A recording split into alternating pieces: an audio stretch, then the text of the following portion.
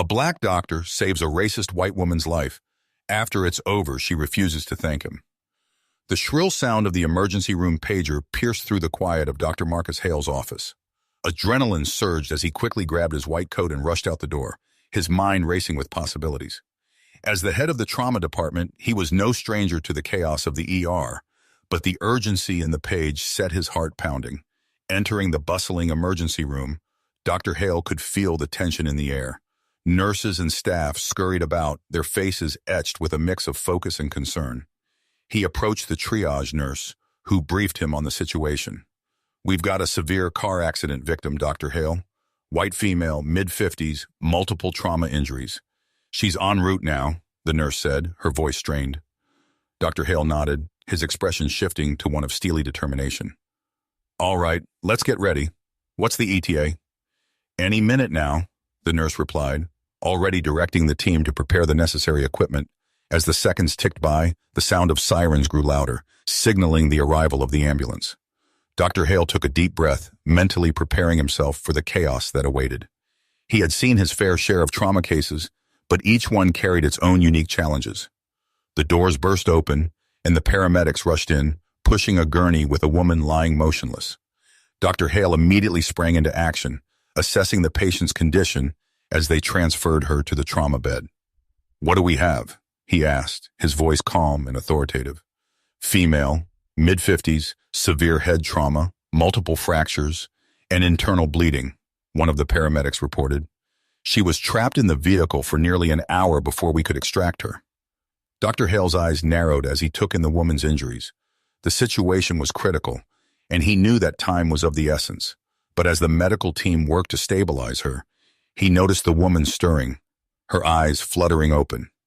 He leaned in, ready to assess her responsiveness. "Ma'am, can you hear me?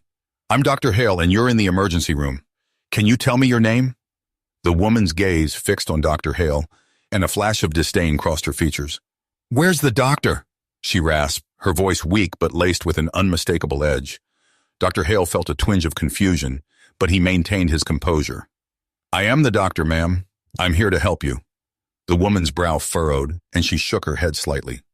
No, that can't be right. You're not a real doctor. Where's the real doctor?" Dr. Hale's heart sank as he realized the implications of her words. He had faced this kind of prejudice throughout his career, but it never failed to sting. Still, he couldn't afford to let it distract him from the task at hand. "Ma'am, I can assure you that I am a fully qualified trauma surgeon, and I'm here to save your life.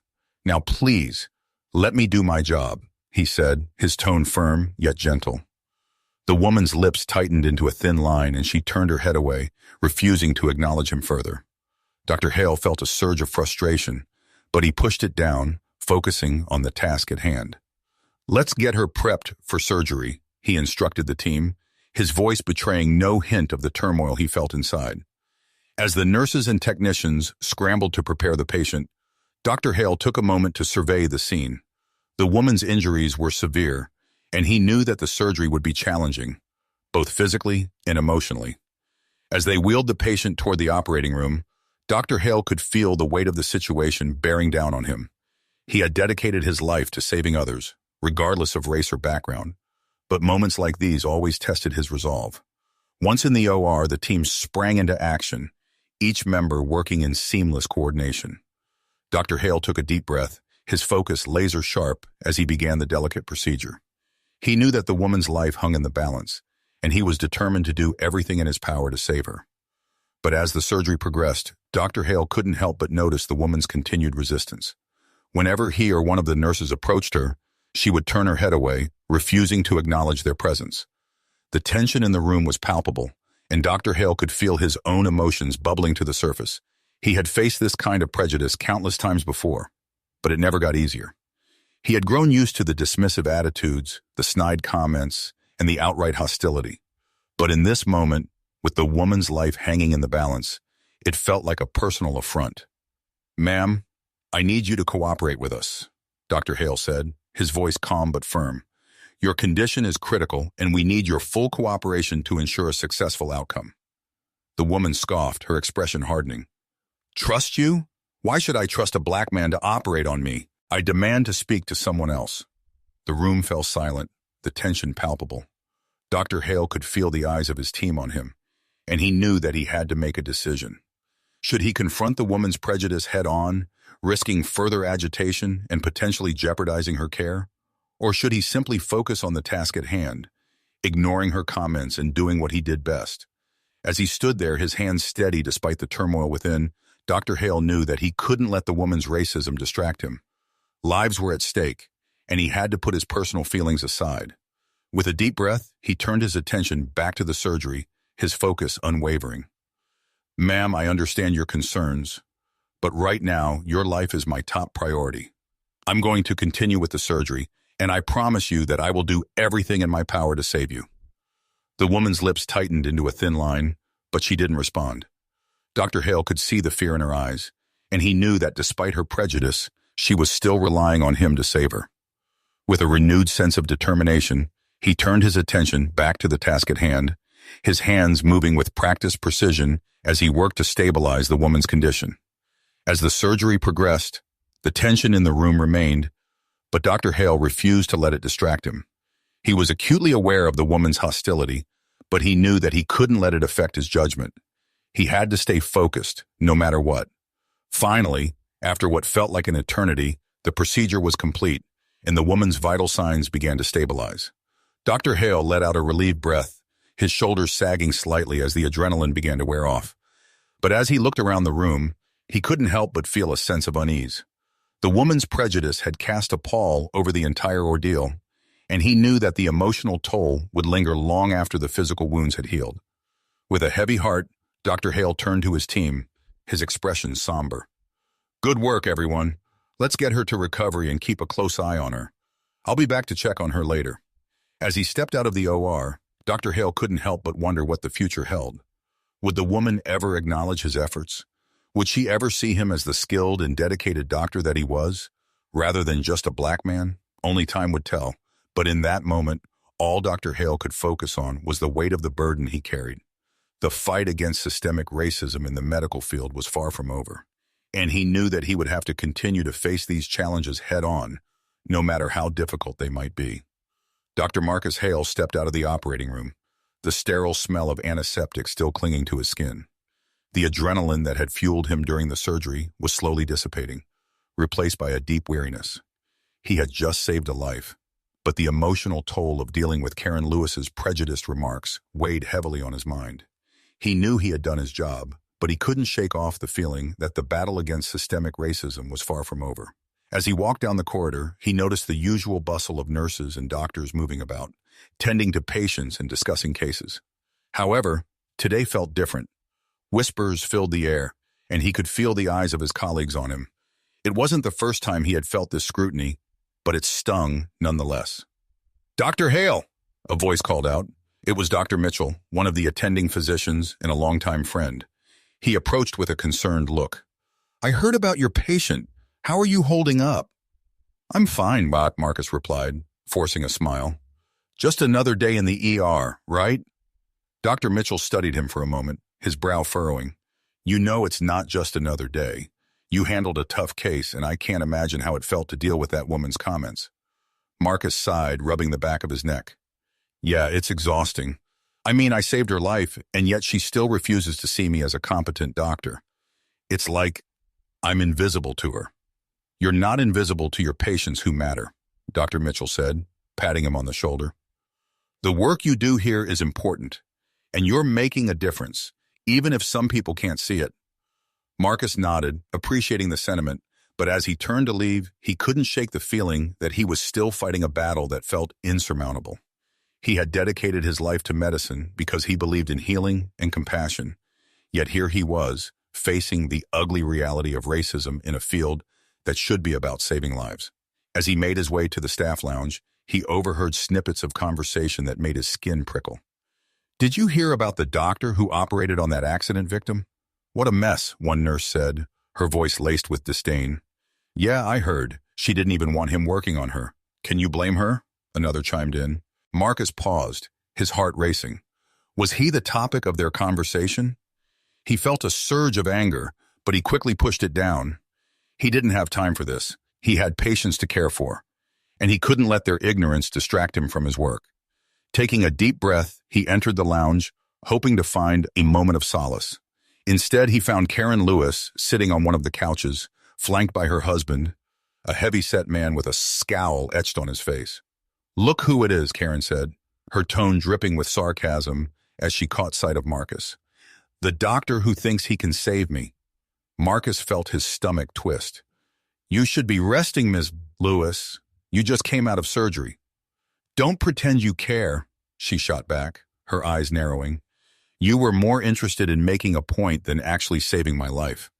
"Actually, I was focused on saving your life," he replied, his voice steady. "If you'd been more cooperative during the procedure, it might have gone even smoother." Karen's husband stood up, his face reddening. "You think you can talk to my wife like that? You should be grateful she's alive." "Grateful?" Marcus echoed, incredulous. "You think I want your gratitude? I'm just doing my job, and it's a shame that your wife can't see beyond her prejudices to recognize that." Karen scoffed, folding her arms defiantly. "You're just another statistic, a token surgeon. I'd rather have my life in the hands of someone who actually deserves it." The words hit Marcus hard. He felt the heat rise in his chest, but he refused to let them see him break. "If you have any further complaints, I suggest you direct them to my superiors. I'm here to do my job, not to entertain your biases." With that, he turned on his heel, walking out of the lounge. He could feel their eyes boring into his back, their judgment palpable. Just outside the door, he leaned against the wall, taking a moment to collect himself. The weight of their disdain pressed down on him, and he fought to steady his breathing. "Dr. Hale?" He looked up to see a nurse approaching, her expression sympathetic. "I just wanted to say that you handled that situation with a lot of grace. It's not easy dealing with patients like her." "Thanks," he replied, grateful for the support. "It's just frustrating. I've dedicated my life to this work, and it feels like it's all for nothing when people can't see past their prejudices." "I know, but you're making a difference for so many others. Just remember that," she said, offering him a reassuring smile before walking away. Marcus took a deep breath, allowing her words to settle in his mind.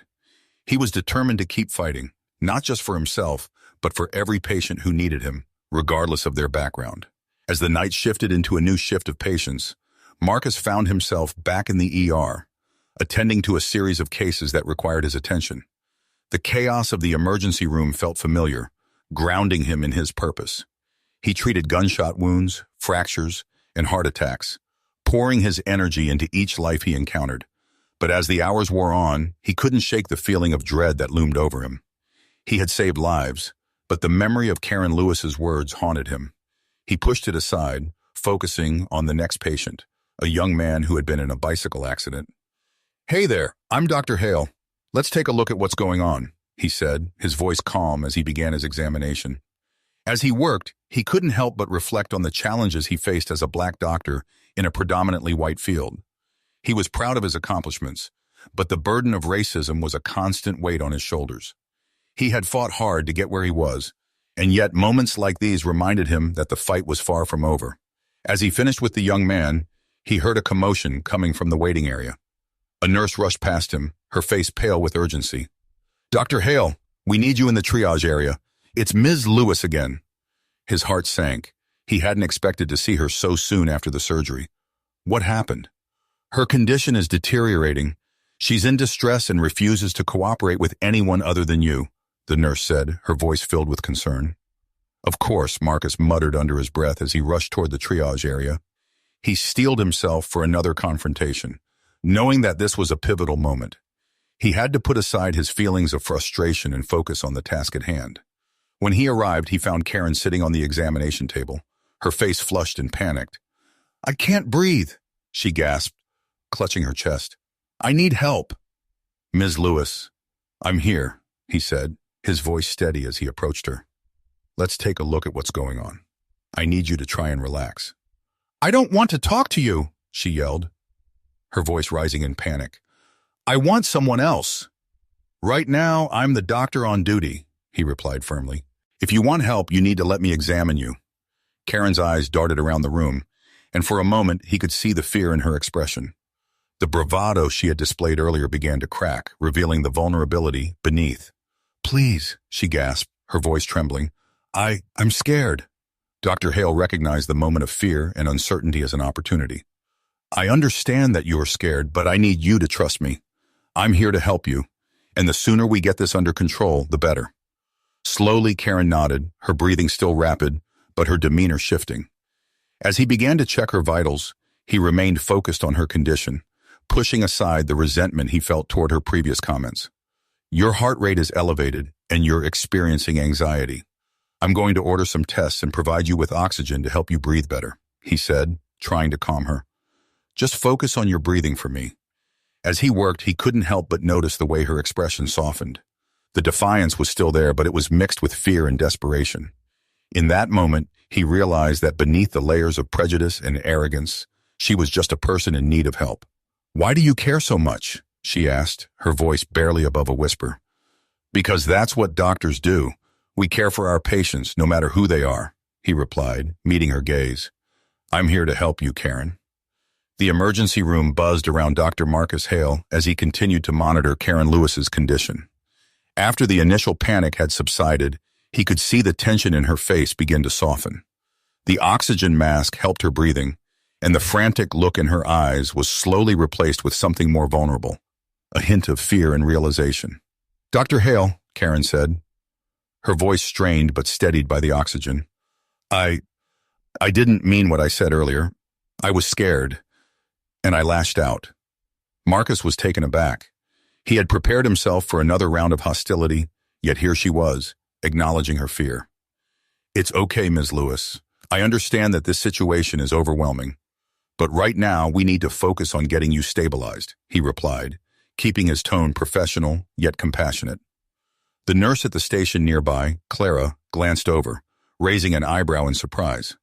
Marcus could sense she was just as shocked as he was at Karen's sudden change in demeanor. It was a reminder that even the most obstinate individuals could have moments of clarity when faced with vulnerability. "Are you feeling any better?" Marcus asked, adjusting the flow of oxygen.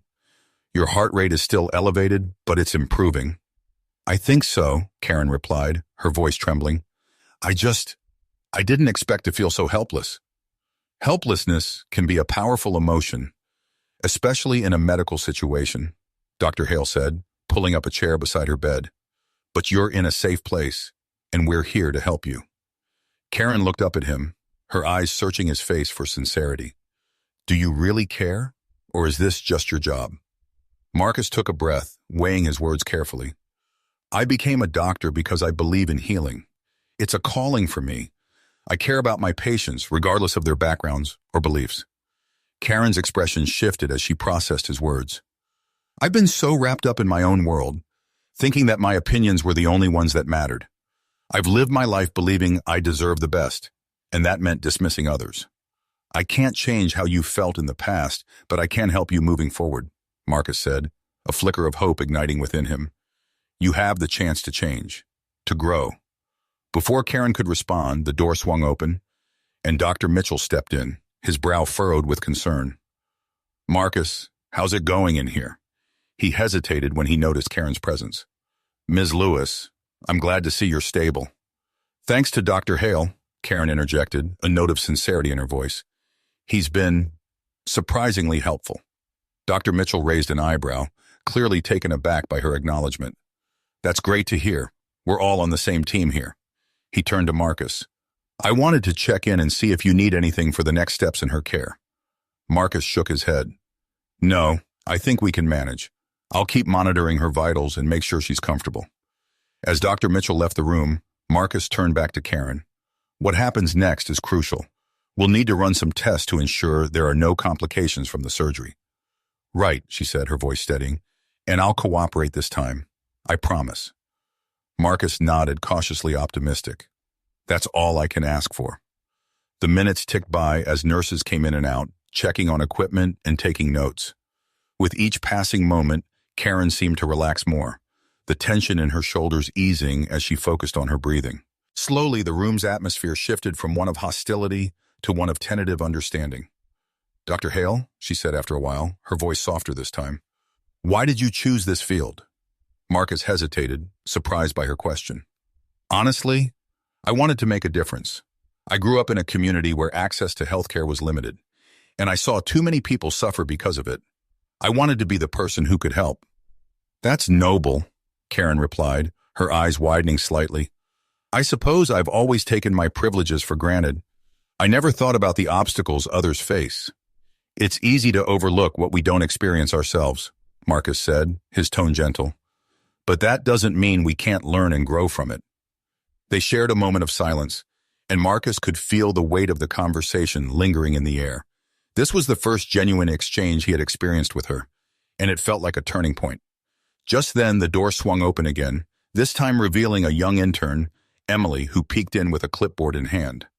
Dr. Hale, you're needed in trauma. Another severe car accident just came in. Great, Marcus muttered under his breath, frustration bubbling up. It felt like he had only just begun to connect with Karen. I'll be right back, he said, turning to her. You'll be okay for a few minutes? Yeah, I'll be fine, she replied, her voice betraying a hint of vulnerability. Please, go help them.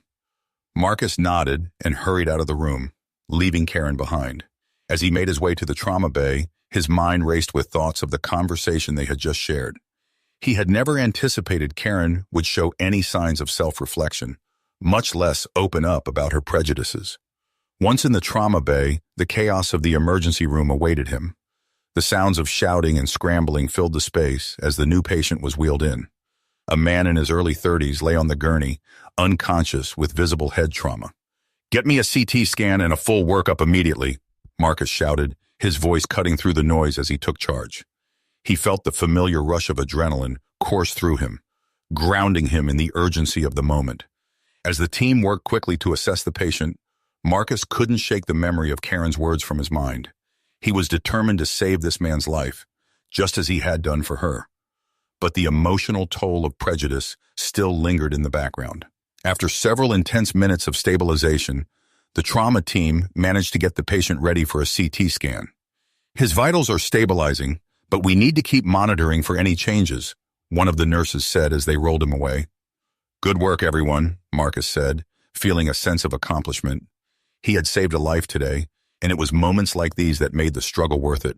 But as he walked back toward the nurse's station, he couldn't help but think about how systemic issues in medicine still weighed down so many, including himself. Returning to Karen's room, he found her sitting up slightly, a nurse adjusting her pillow. How did it go? She asked as he entered. Just another day in paradise, he replied with a half smile. How are you feeling? Better, actually, she said, her voice steadier than before. I think I realized something important while you were gone.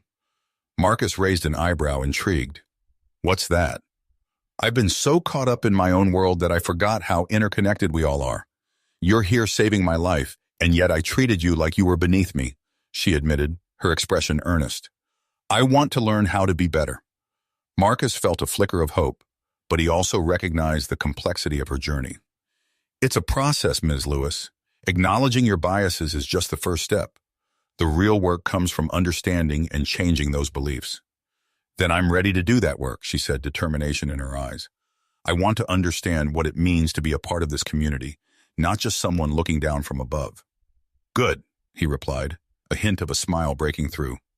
That's the first step toward healing. As they continued their conversation, the door opened again, and another nurse popped her head in. Dr. Hale, we need you for a consult on the new trauma case. Coming, he called back, turning to Karen. I'll be right back. Just hang tight. As he left the room, Marcus felt a mixture of hope and apprehension. This was a pivotal moment for both of them. Would Karen truly commit to changing her mindset? And how would their relationship evolve now that there was a crack in her armor of prejudice? As he entered the trauma bay once more, he was met with another whirlwind of activity. The new patient was being prepped, and Marcus slipped back into the rhythm of his work. But the echoes of his earlier conversation with Karen lingered in the back of his mind. In the midst of life-and-death situations, he couldn't help but reflect on the complexities of humanity. Each patient came with their own stories, their own struggles, and their own biases.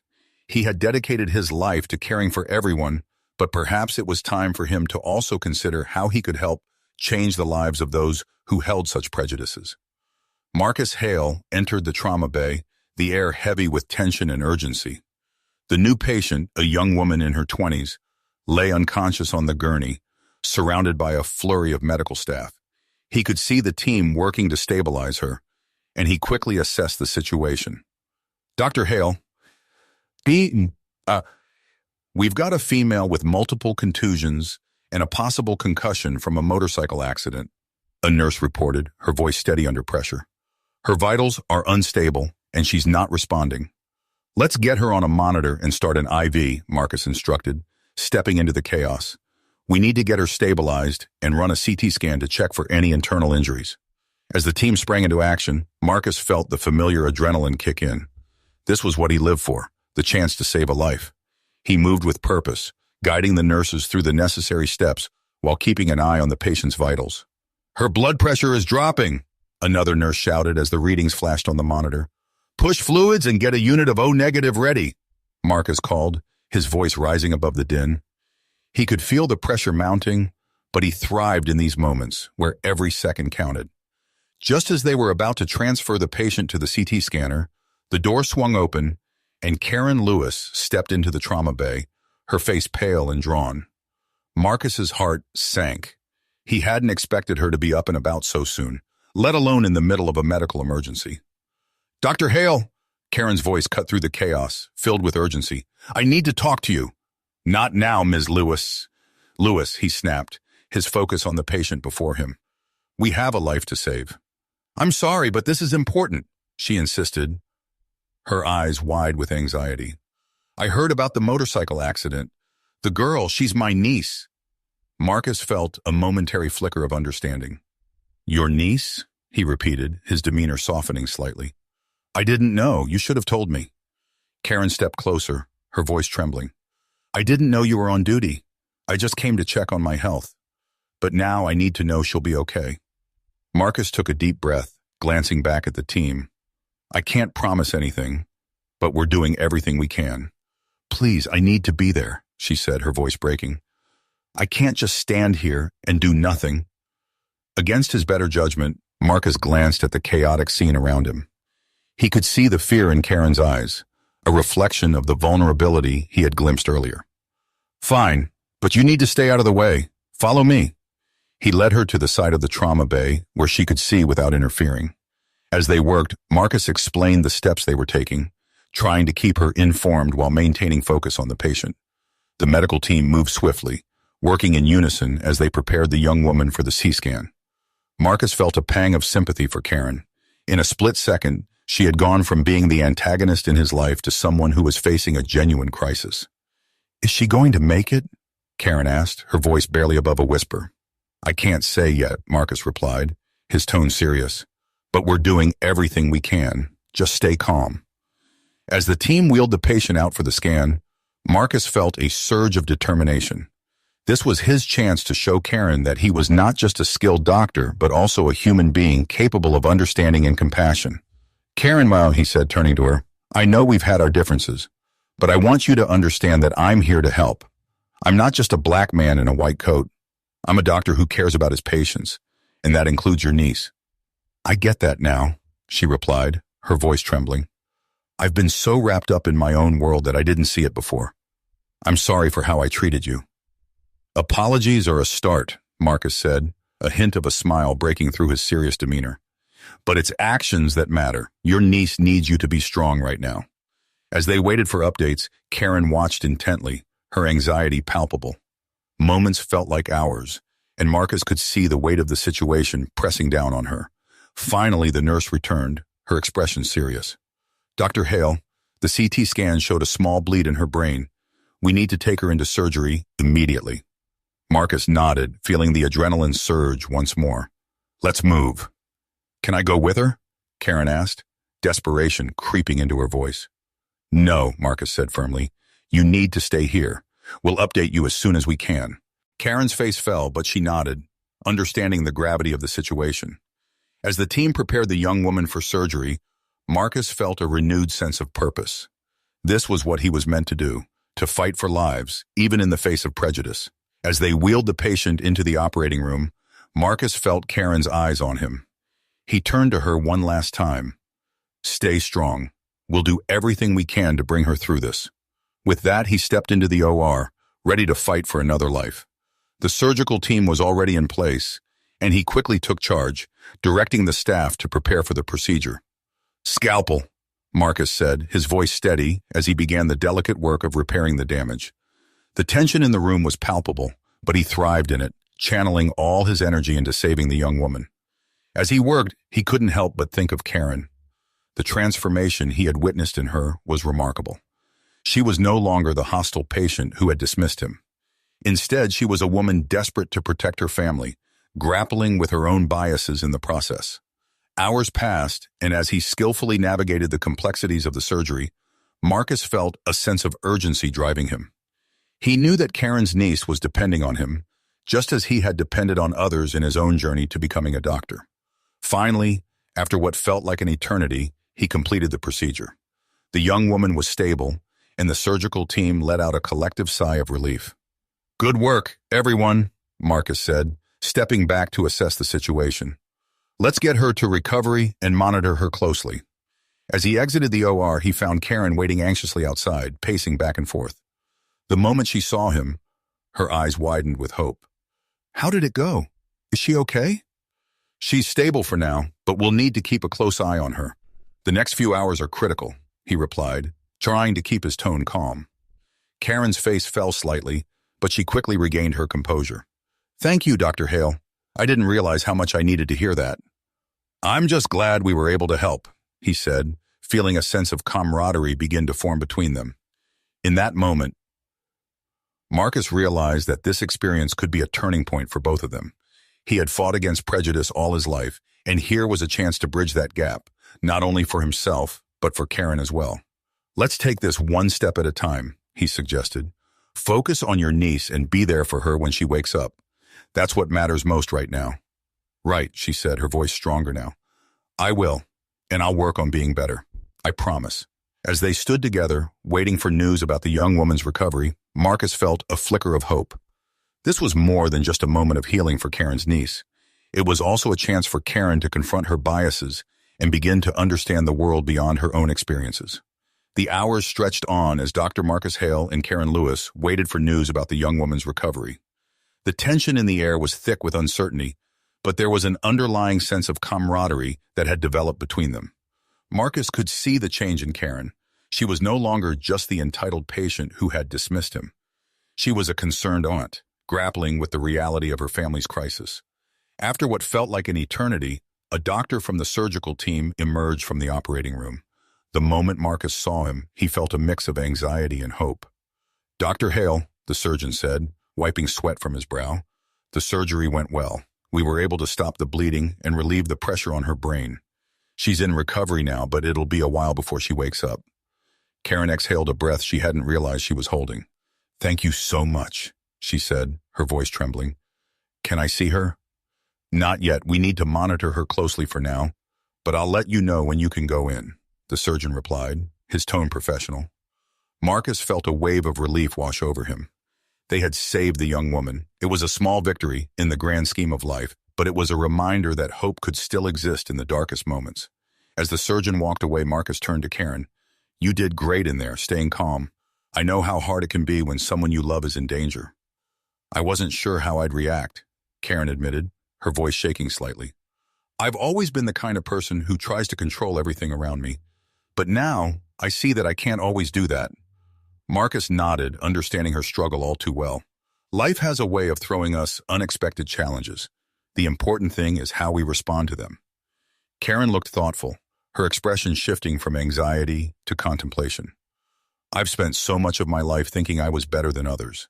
I never stopped to think about how my beliefs affect people like you, people who are just trying to do their jobs." "Change isn't easy," Marcus replied, his voice steady. "But acknowledging your biases is a crucial first step. It takes courage to confront those parts of ourselves." Just then, a nurse approached them with a gentle smile. "Ms. Lewis, you can go in to see your niece now. Just be mindful of her condition. She might still be disoriented." Karen's eyes lit up with gratitude. "Thank you. Can you come with me, Dr. Hale? I'd feel better knowing you're there." Marcus hesitated, but he could see the sincerity in her eyes. Of course. Let's go. As they walked into the recovery room, Marcus felt the weight of the moment. The young woman lay in the bed, a few monitors beeping softly around her. The sight of her pale face tugged at Marcus's heartstrings. He knew firsthand how fragile life could be, and he couldn't help but feel a surge of protectiveness. "Hey, sweetheart," Karen said softly, gently taking her niece's hand. "It's me, Aunt Karen. You're in the hospital, and you're going to be okay." The young woman's eyes fluttered open, confusion replacing the haze of anesthesia. "Aunt Karen?" she murmured, her voice hoarse. "Yes, it's me," Karen Myrt said, tears welling in her eyes. "I'm here. You're safe." Marcus stood back, allowing the moment to unfold. He could see the bond between them, the love and concern that transcended the chaos of the accident. It was a powerful reminder of why he had chosen to become a doctor. Moments like these, where healing extended beyond the physical realm. "Where am I?" the young woman asked, her gaze shifting to Marcus. "Who are you?" "I'm Dr. Hale," he said, stepping forward with a reassuring smile. "You were in a motorcycle accident, but we did surgery, and you're going to be all right." Her eyes widened slightly as she processed his words. "You saved me?" "That's what I'm here for," Marcus replied, feeling a swell of pride. "But it's important that you take it easy for now. You'll need time to rest and recover." "I don't remember anything," she said, glancing back at Karen. "I'm glad you're here, Aunt Karen." "I'll always be here for you," Karen said, squeezing her niece's hand tightly. Marcus could see the worry etched on her face, but there was also a newfound determination. As they stood together, Marcus couldn't help but reflect on the transformation he had witnessed in Karen. Just hours ago, she had been a woman consumed by her prejudices, but now she was a devoted aunt, willing to confront her biases for the sake of her family. "Thank you, Dr. Hale," the young woman said, her voice growing stronger. "I don't know how to thank you for what you've done." "You don't need to thank me," Marcus replied, feeling a warmth spread through him. "Just focus on getting better. That's the best thank you I could ask for." As the minutes passed, Marcus watched as Karen and her niece shared stories, laughter, and tears. It was a beautiful sight, and for a moment he felt like an observer in a moment of pure humanity. He had always believed in the power of connection, and tonight was no different. After a while, Marcus checked the monitors and ensured everything was stable. He turned to Karen, who was still holding her niece's hand. "I'll leave you two to catch up. If you need anything, press the call button." "Thank you, Dr. Hale," Karen said, her voice filled with gratitude. "For everything." As he stepped out of the room, Marcus felt a sense of fulfillment wash over him. He had not only saved a life, he had also witnessed a moment of healing that transcended the physical. In that instant, he realized that this experience would resonate with him long after the shift ended. Back in the corridor, Marcus took a moment to breathe, allowing the weight of the day to settle. He had faced challenges before, but this one felt different. It was a reminder that empathy could bridge even the widest of divides. As he walked toward the nurse's station to check on his next patient, he couldn't help but think about Karen. He had seen the flicker of change in her, and it filled him with hope.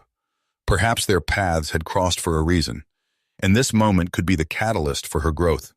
Just then he heard footsteps behind him. It was Karen, her expression serious. "Dr. Hale, wait." He turned to face her, curiosity piqued. "Yes?"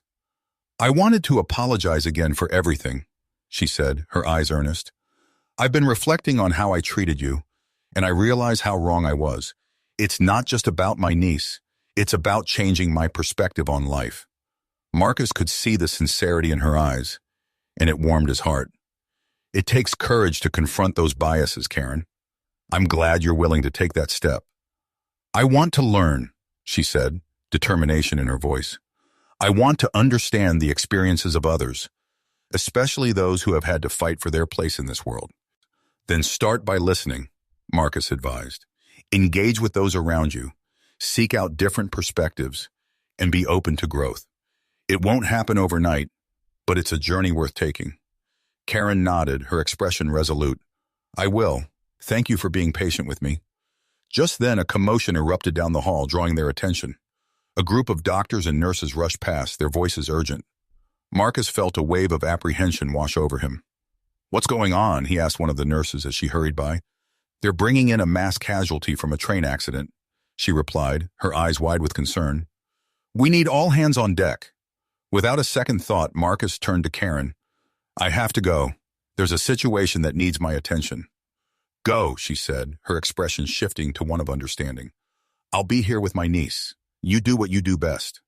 With a nod, Marcus sprinted down the corridor, adrenaline surging through his veins once more. He knew that this was part of being a doctor, facing life and death situations head on. As he entered the trauma bay, he was met with the chaos of the incoming patients. He quickly assessed the situation, ready to dive back into the fray, knowing that every life mattered, including the lives of those who had once dismissed him. In the midst of it all, he felt a renewed sense of purpose. He was not just a doctor, he was a healer, a bridge between worlds, and he was ready to face whatever challenges lay ahead, one life at a time. The trauma bay was a whirlwind of activity as Marcus Hale and his team sprang into action. The urgency of the situation was palpable. They had received multiple patients from the train accident, and every second counted. Marcus's mind raced as he quickly assessed the incoming casualties, his instincts taking over as he prepared to face the chaos ahead. Dr. Hale, a nurse called out, her voice urgent. We have a young male with a compound fracture in his leg and another patient with a head injury. Get the leg stabilized first, Marcus directed, his voice steady. I'll handle the head injury. Let's move. The adrenaline surged through him, fueling his focus as he worked alongside his team. The sound of monitors beeping and the frantic orders created a chaotic symphony, but Marcus thrived in such an environment. He had trained for this, and he was determined to make a difference. As he worked on the head injury, he couldn't shake the images of Karen and her niece from his mind. He thought of their earlier conversation, how Karen had begun to confront her biases and the importance of empathy in healing, not just the physical, but emotional healing as well. He hoped that their connection could continue to evolve, even amidst the chaos of the ER. Hours passed, and the team worked tirelessly to treat the influx of patients. Each case was a reminder of the fragility of life, and Marcus poured every ounce of energy into saving them. The last patient was stabilized, and as the chaos began to ebb, he felt a wave of exhaustion wash over him. With the immediate crisis averted, Marcus stepped outside the trauma bay for a moment of respite. He leaned against the cool wall, taking a deep breath, grateful for the brief reprieve. Just then, he heard hurried footsteps approaching. It was Karen, her face filled with concern. Dr. Hale, I heard about the train accident. Are you okay? She asked, her voice laced with worry. I'm fine. It was hectic, but we managed to stabilize everyone who came in, he replied, wiping the sweat from his brow. How's your niece doing? She's still recovering, but they say she's stable now, Karen said, her relief evident. I wanted to thank you again for everything you did, for both of us. Marcus smiled, appreciating her sincerity. I'm just glad we were able to help. You and your niece are family now, and I'll always do my best for my patients. Karen's expression shifted, becoming serious. You know, I've been thinking about what you said earlier, about listening and engaging with different perspectives. I've never really taken the time to understand people who don't look like me. I want to change that. That's a good start, Marcus said, feeling a sense of pride in her willingness to grow. Changing our perspectives takes time, but it's worth it. You'll find that the world is richer when we embrace diversity. I want to do more than just talk about it, Karen continued, her determination evident. I want to get involved in community outreach, to learn from others and help those who need it. I want to understand the struggles people face and do my part to make a difference. Marcus felt a surge of hope. That's an admirable goal. There are plenty of organizations that focus on community health and education. I can help connect you with some of them. Really? That would be amazing, she replied, her eyes shining with enthusiasm. I want to show my niece that I'm committed to being better. I want to be a role model for her. Marcus nodded, impressed by her resolve. You've already taken the first step by opening your mind. The rest will follow, but it starts with action. Just then, a nurse called out to Marcus, interrupting their conversation. Dr. Hale, we have a follow-up on the patients from the train accident. They're all stable, but one of them is asking for you. Okay, I'll be right there, he responded. I'll check in later, Karen. You're doing great. As he walked away, he glanced back to see Karen's expression transformed. The weight of her past was still present, but the flicker of hope had replaced the darkness. It was a bittersweet moment, knowing that their paths had crossed in such a tumultuous way, but it was a reminder that healing was possible, both for the body and the soul. In the following days, Marcus continued to care for his patients while also keeping an eye on Karen's progress. He learned that she had connected with a local organization focused on providing healthcare resources to underserved communities. She had begun volunteering her time, eager to learn and contribute. One afternoon, as Marcus was finishing up a shift, he received a message from Karen. "I'd love for you to meet my niece when she's feeling better. I want her to understand the importance of compassion and empathy, and I think you'd be a great influence in her life." Marcus felt a warmth spread through him. He had never expected to forge such a connection with a woman who had once expressed such prejudice. "I'd be honored," he replied, a smile tugging at his lips. Days turned into weeks, and Marcus saw Karen's transformation take shape. She wasn't just becoming a better person, she was becoming an advocate for change. She began to speak openly about her experiences, using her privilege to amplify voices that had been silenced for too long. Finally, the day arrived when Karen's niece was discharged from the hospital. Marcus stood outside the room, waiting to greet them. When they emerged, he was struck by the bond between them, the love, the laughter, and the healing that had taken place.